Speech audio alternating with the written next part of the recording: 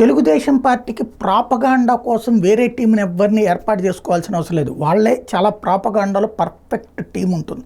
అంటే వాళ్ళలో వాళ్ళే ఒక్కసారి ఇది కరెక్ట్ అంటే ఇక చచ్చినా అదే కరెక్ట్ అంటారు, ఒక్కసారి ఇది రాంగ్ అంటే అది చచ్చినా అదే అంటారు. ఆ విధమైనటువంటి సైకలాజికల్ ప్రిపరేషన్ ఉంది తెలుగుదేశం పార్టీకి సంబంధించినటువంటి కార్యకర్తల గణంలో. ఎలాగూ అంటే ఎన్టీ రామారావు దేవుడు అన్నప్పుడు అందరూ సైకలాజికల్గా అలాగే ఫీల్ అయ్యారు. ఎన్టీ రామారావు రాక్షసుడు అన్నప్పుడు సైకలాజికల్గా అలాగే ఫీల్ అయ్యారు. నరేంద్ర మోడీ రాక్షసుడు అన్నప్పుడు అందరూ అలాగే ఫీల్ అయ్యారు. నరేంద్ర మోడీ దేవుడు అన్నప్పుడు అలాగే ఫీల్ అయ్యారు. వాళ్ళ ఆ ఫీలింగ్లోకి ఆటోమేటిక్గా వెళ్ళిపోతారు. అదొక వైబ్రేషన్ అనమాట.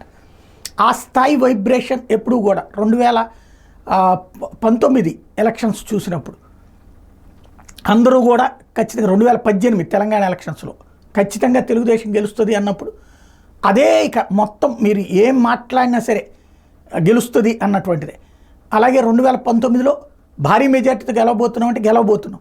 అట్లాగే నరేంద్ర మోడీ దిగిపోబోతున్నా అంటే దిగిపోతున్నారు. ఒక్కసారి గుర్తుకు తెచ్చుకోండి ఆ రోజున పోస్టులన్నీ, తిట్లు, పోస్టులు, సవాళ్ళు, శాపనార్థాలు, ఇవన్నీ కూడా అదే నిజమన్నటువంటి ఫీల్ అయిపోయి నిజంగా బీజేపీ వాళ్ళు భయపడిపోయారు, వైఎస్ఆర్ కాంగ్రెస్ పార్టీ వాళ్ళు భయపడిపోయారు, అట్లాగే తెలంగాణ రాష్ట్ర సమితి వాళ్ళు భయపడిపోయారు.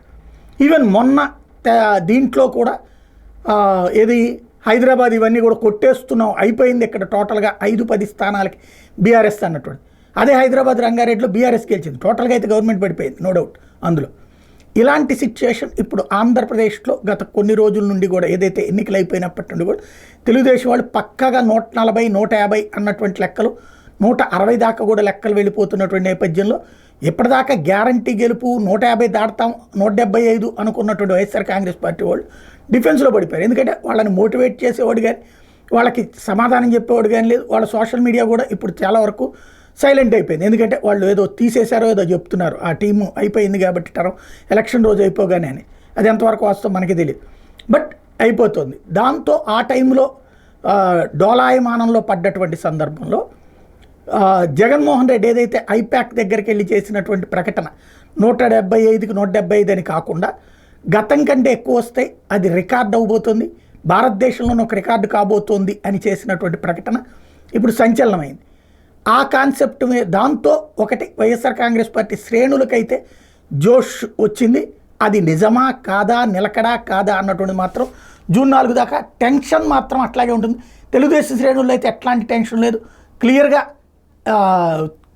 చంద్రబాబు నాయుడు గారు రాబోతున్నారనేటువంటి ధైర్యం ఉంది.